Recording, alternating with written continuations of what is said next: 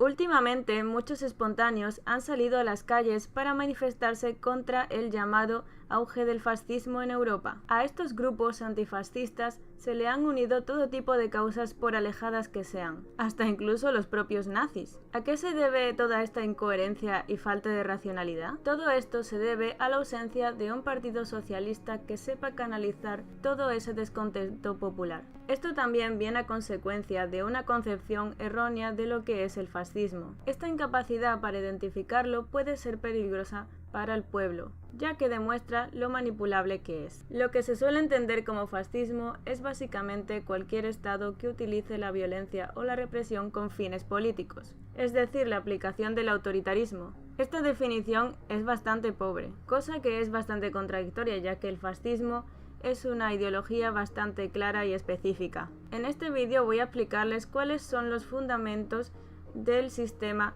fascista y las vertientes históricas más destacadas que éste ha tomado. Mis fuentes serán las doctrinas de Hitler, Franco y Mussolini. Lo primero que tenemos que tener claro es que el fascismo es un sistema capitalista. Es la fase decadente del capitalismo que en última instancia despoja a la burguesía de su disfraz de cordero, tomando una posición defensiva y profundamente anticomunista, ya que según la teoría marxista es inevitable esta fase que solo podrá ser superada con una revolución socialista.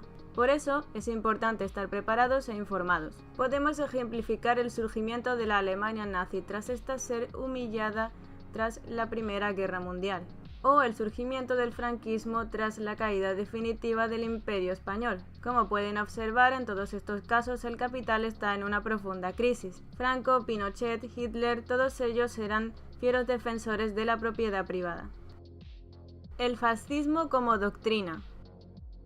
Según Mussolini, la doctrina fascista está dotada tanto de un valor espiritual como de un valor orgánico. La naturaleza utópica del fascismo es innegable, ya que hablamos de un pensamiento antimaterialista, ya que la nación será ese ideal por el cual el pueblo tendrá que sacrificarse. El fascismo como concepción ética. Tanto Franco como Mussolini defendían un estilo de vida austero, basado en valores religiosos, sobre todo Franco con su nacionalcatolicismo. Aquí he de aclarar que Mussolini por religión entiende un sistema de pensamiento, Estado como conciencia y voluntad colectiva del hombre. Nada fuera de la nación tiene valor. He aquí el supremacismo, que también es básico en el pensamiento de Hitler. El anticomunismo. Si algo tienen en común todas las vertientes históricas que ha tomado el fascismo, es el sentimiento antirrevolucionario. El comunismo es el único movimiento que cuestiona a lo que los fascistas llaman élite, basada en conceptos abstractos. Esta élite son básicamente los capitalistas, y ningún movimiento liberal los cuestiona, repito, ninguno. Los fascistas rechazan la democracia al considerar que el pueblo es incapaz de ser soberano. De hecho, se le culpa de todas las crisis económicas y el desempleo. Un ejemplo es la Italia fascista. En la Alemania nazi se culpa a los judíos. Supremacismo. Para Mussolini no es una cuestión racial, sino una cuestión de estirpe, que combinada con el espíritu se eleva como superior al resto. Para Hitler es la historia lo que hace que una etnia sea superior a las demás. El Estado no es solo visto como un actor administrativo y tutelar, sino que también es fundador de leyes e instituciones, y educador espiritual. El Estado es un hecho moral que define las funciones jurídicas y económicas. Para Mussolini esto es lo que él llama espíritu. Mussolini también habla de la eliminación de libertades que él considera inútiles, como el derecho al voto, ya que cree que este no es el deber del individuo. Valores absolutistas a causa de una concepción primitiva y negativa del pueblo, que se considera inferior y malvado por naturaleza. He aquí una cita de Mussolini. El Estado es voluntad y potencia del imperio. Para Mussolini el imperialismo es señal de vitalidad y progreso, o desarrollo, mientras que su opuesto es señal de decadencia. El renacer del que habla Mussolini es el restablecimiento del capital y su expansión. Por último, otro elemento interesante de la teoría fascista es que su discurso está pensado para engañar a los marxistas, reconociendo la lucha de clases y prometiendo la eliminación de la sociedad de clases. Evidentemente, esto en la práctica no se llevaba a cabo ni de lejos. Ya hemos hablado de los valores y de la teoría. Ahora vamos a estudiar los ejemplos en la historia del fascismo y cómo funciona su sistema. Como ya he dicho antes, tenemos que tener en cuenta que el fascismo surge en tiempos de crisis.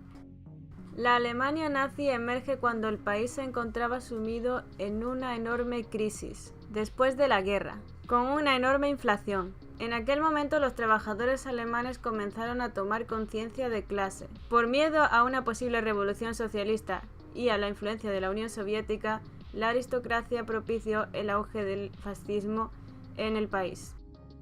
El nacionalsocialismo no limitaba la propiedad privada. Esto es importante, ya que muchos siguen empeñados en que comunismo y fascismo son lo mismo. Pues bien, el comunismo abole la propiedad privada, frente al fascismo que lo privatiza absolutamente todo hasta niveles absurdos. Son totalmente opuestos. El totalitarismo nazi tiene la singularidad de ser poliárquico. El Estado no era el único aparato de poder. Existían empresas, entre comillas, públicas, que administraban todos los asuntos económicos, pero evidentemente esta respondía a las órdenes de la élite.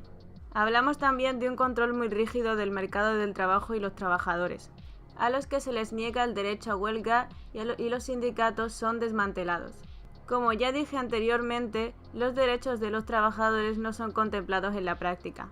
En la teoría sí, pero porque otra característica del fascismo es la demagogia. De hecho, se prohibía rechazar un trabajo para paliar así el paro y la pobreza. Muchas de estas medidas se han llevado a cabo en las democracias neoliberales.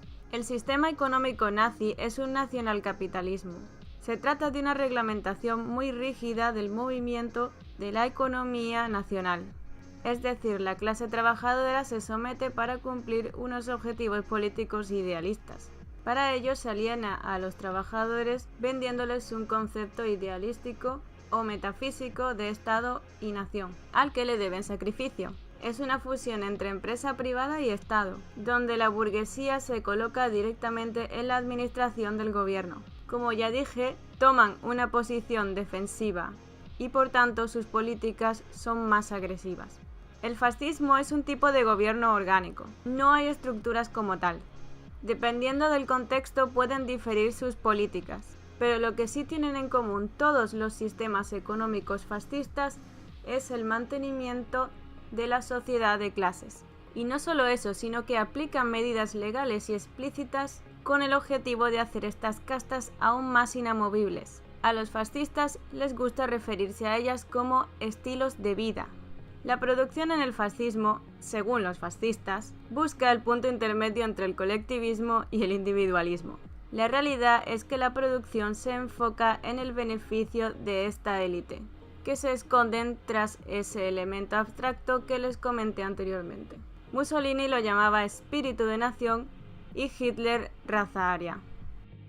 Como pueden ver, el fascismo es una ideología compleja, más bien una religión, diría yo. No consiste en prohibir el aborto o el matrimonio gay. Es cierto que el fascismo clásico tendía al conservadurismo, pero como ya dije, se trata de un tipo de gobierno orgánico, y eso probablemente se debía al contexto de la época. Hoy día podemos ver grupos feministas y LGTB simpatizantes de Ucrania, ya que todo esto no es más que pura estética, no es política. En fin, espero que hayan entendido lo que es el fascismo a grandes rasgos, y desde luego estudiando los programas de Vox, Le Pen, Salvini y demás, ninguno de ellos encaja en lo que sería el fascismo. Este tipo de partidos suelen ser sionistas euroescépticos, un poco mojigatos en algunos casos, pero tan liberales y vendidos como el resto de partidos. Es importante no banalizar el fascismo y educar al pueblo para identificarlo, porque si no, este será muy vulnerable.